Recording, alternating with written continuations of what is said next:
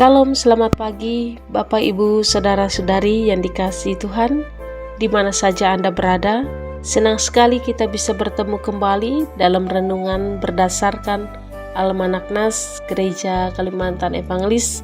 Sebelum kita masuk dalam renungan firman Tuhan, mari kita berdoa. Bapa dalam Tuhan Yesus Kristus, kami mohon supaya hati dan pikiran kami dapat tertuju kepada firman-Mu saja. Terima kasih Bapa, dalam nama Tuhan Yesus kami berdoa. Amin. 2 Raja-Raja pasal 4 ayat 18 hingga ayat yang ke-37 dengan perikop perempuan Sunem dengan anaknya. Setelah anak itu menjadi besar, pada suatu hari keluarlah ia mendapatkan ayahnya di antara penyabit-penyabit gandum. Tiba-tiba menjeritlah ia kepada ayahnya, "Aduh, kepalaku, kepalaku."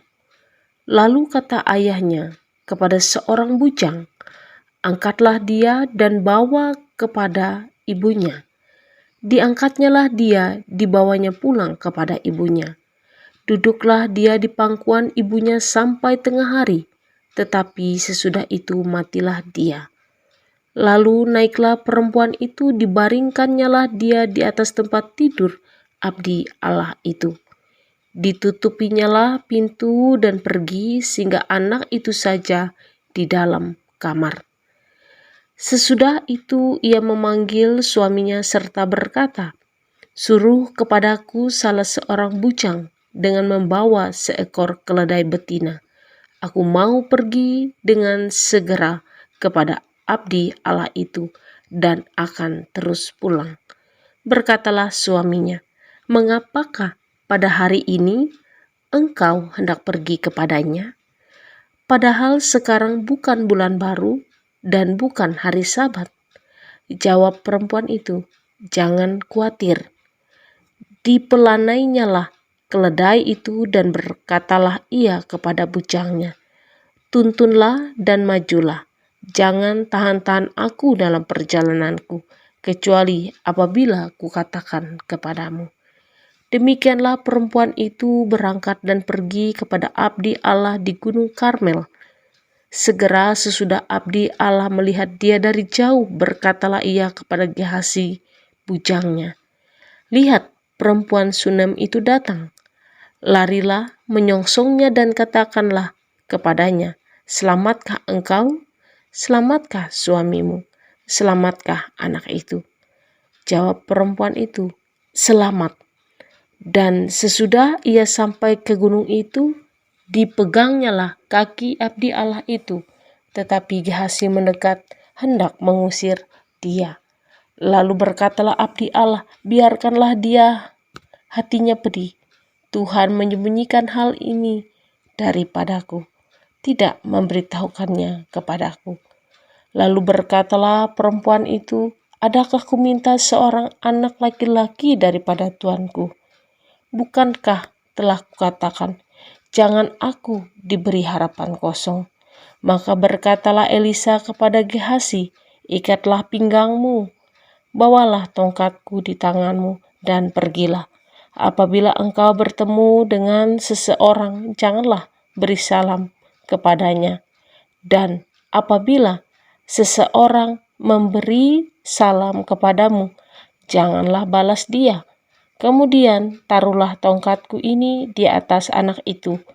Tetapi berkatalah ibu anak itu, "Demi Tuhan yang hidup dan demi hidupmu sendiri, sesungguhnya aku tidak akan meninggalkan engkau." Lalu bangunlah Elisa dan berjalan mengikuti perempuan itu. Adapun Gehazi telah berjalan mendahului mereka dan telah menaruh tongkat di atas anak itu. Tetapi tidak ada suara dan tidak ada tanda hidup. Lalu kembalilah ia menemui Elisa serta memberitahukan kepadanya. Katanya, "Anak itu tidak bangun."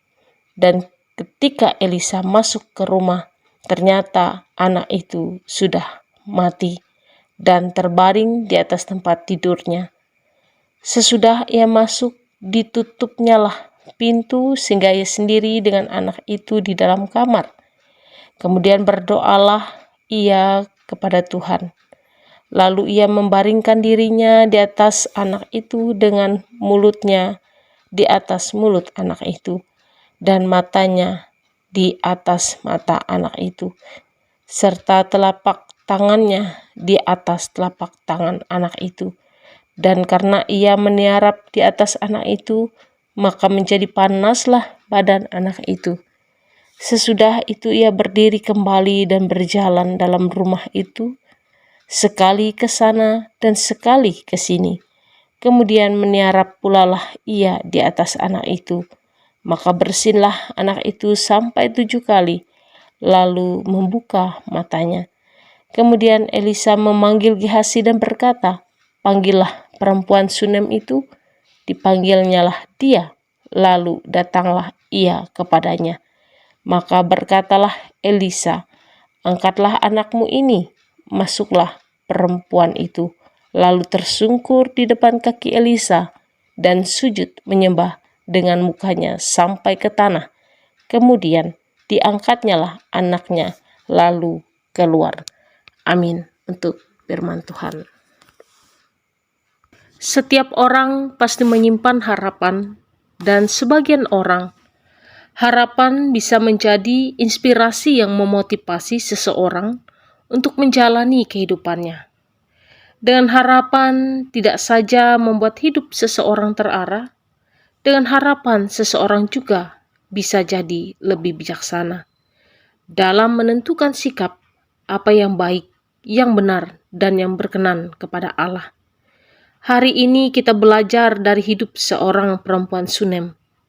Kata Sunem berasal dari bahasa Ibrani, Sunem, secara harfiah yang berarti tempat kedamaian ganda.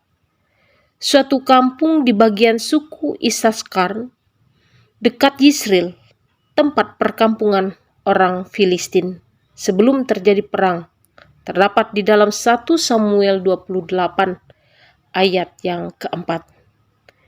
Sunem di dalam 1 Raja-Raja pasal 1 ayat 3 dan ayat 15. Gadis Abisak yang cantik yang berasal dari Sunem yang merawat Raja Daud pada masa tuanya. Dan di dalam 2 Raja-Raja pasal 4 ayat 8 dikatakan firman Tuhan, pada suatu hari Elisa pergi ke Sunem. Jadi Sunem adalah tempat, bukan nama dari perempuan itu. Keteladanan seorang perempuan Sunem, ia seorang perempuan kaya yang murah hati, seorang perempuan yang tidak serakah yang mau berbagi. Elisa serta bujangnya dijamu dengan sangat baik oleh perempuan Sunem. Tidak hanya memberi makan, tetapi juga tempat bagi Elisa serta bujangnya. Ketulusan dan kebaikan perempuan Sunem terlihat di ayat 13. Ketika Elisa menawarkan baginya koneksi ataupun balas budi. Tetapi perempuan Sunem ini tetap tidak meminta apapun. Ketulusan dan kebaikan dari perempuan Sunem dalam memberi bantuan. Firman Tuhan katakan, Amsal 3 ayat 27, janganlah menahan kebaikan daripada orang-orang yang berhak menerimanya, padahal engkau mampu melakukannya. Buah dari ketulusan dan kebaikan perempuan Sunem di masa tuanya, ia melahirkan seorang anak laki-laki. Saudara-saudara, ternyata Allah izinkan ujian hidup, badai kehidupan, kesusahan, duka terjadi dalam kehidupan perempuan Sunem.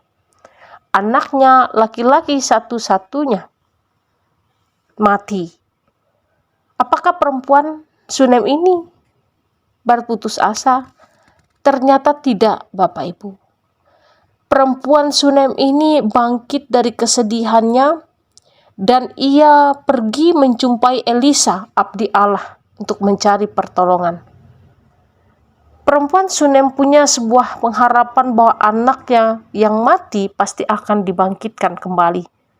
Asalkan ia mau datang berserah memohon dan kerendahan hati kepada Allah, maka pastilah Allah bertindak baginya. Firman Tuhan berkata, Filipi 4 ayat 13, segala perkara dapat kutanggung di dalam Dia yang memberi kekuatan kepadaku. Dan Allah melihat ketulusan dan kebaikan hati perempuan Sunem yang selalu memperhatikan hambanya Elisa, yang selalu bersedia menolong Elisa dan bujangnya. Mujizat terjadi, anaknya yang telah mati dibangkitkan kembali. Di ayat 37 firman Tuhan berkata, perempuan Sunem itu bersyukur, ia berbahagia, terharu bahwa pengharapannya tidak sia-sia di dalam Tuhan. Ia beroleh berkat dan sukacita. Ia tersungkur menyembah dengan muka sampai ke tanah sebagai tanda syukur hormatnya kepada Tuhan. Saudaraku, jika kita menaruh pengharapan kita kepada Allah, maka pengharapan kita tidak akan pernah sia-sia. Tetapi jika kita menaruh pengharapan pada manusia, maka kita akan menuai kekecewaan. Dan melalui kehidupan kita juga, bahwa setiap tugas pekerjaan merupakan berkat daripada Allah. Hendaknya kehidupan yang kita jalani ini bisa menjadi saluran berkat bagi banyak orang. Amin. Untuk firman Tuhan, mari kita berdoa secara khusus. Kita juga berdoa untuk jemaat GKE Anugerah di Rungbakung. Tuhan Yesus, kami bersyukur buat hari ini Tuhan, betapa Engkau baik dalam hidup kami.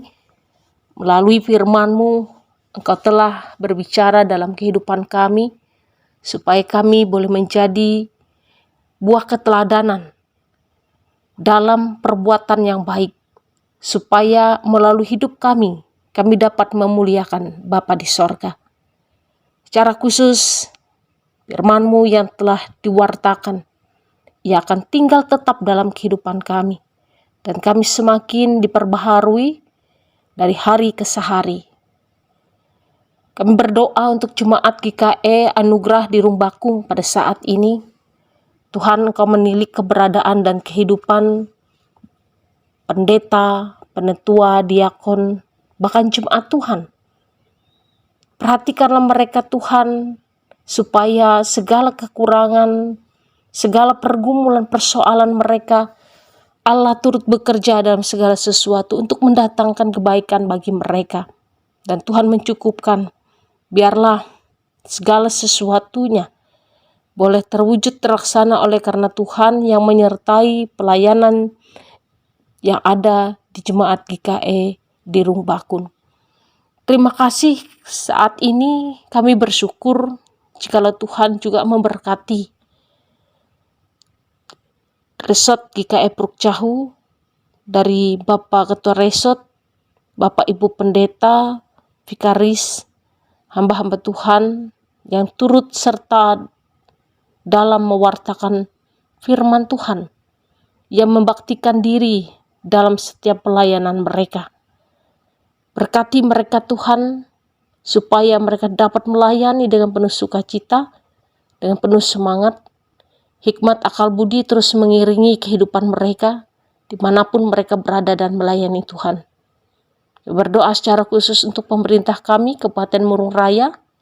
Tuhan bekerja supaya Bapak Bupati, Bapak Wakil Bupati, beserta genap jajarannya, dan pemerintah bersama dan seluruh masyarakat, anggota Dewan, Tuhan senantiasa menyertai dan memberkati mereka, memberikan wejangan hikmat, supaya mereka diurapi Tuhan, dan mampu menjalankan terhadap pemerintahan ini, supaya mendatangkan kesejahteraan, kemakmuran, keadilan bagi masyarakat yang ada di Kabupaten Murung Raya ini.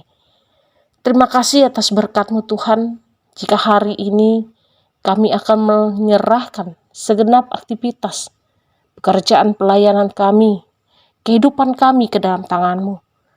Biar Tuhan yang pimpin, Tuhan yang sertai, Tuhan yang memberkati. apa yang boleh kami lakukan. Terima kasih Tuhan Yesus, inilah doa harapan kami yang kami sampaikan dengan kerendahan hati di dalam satu nama berkuasa, Tuhan kami Yesus Kristus yang mengajarkan kami berdoa. Bapa kami yang ada di sorga, dikuduskanlah namamu. Datanglah kerajaan, jadilah kehendak-Mu di bumi seperti di sorga. Berikanlah kami pada hari ini makanan kami yang secukupnya. Dan ampunilah kami kesalahan kami seperti kami juga mengampuni orang yang bersalah kepada kami. Dan janganlah membawa kami ke dalam pencobaan, tetapi lepaskan kami daripada yang jahat. Karena Engkau punya kerajaan, kuasa dan kemuliaan sampai selama-lamanya. Amin. Selamat pagi, Tuhan Yesus memberkati kita. Amin. Tuhan memberkati engkau dan melindungi engkau.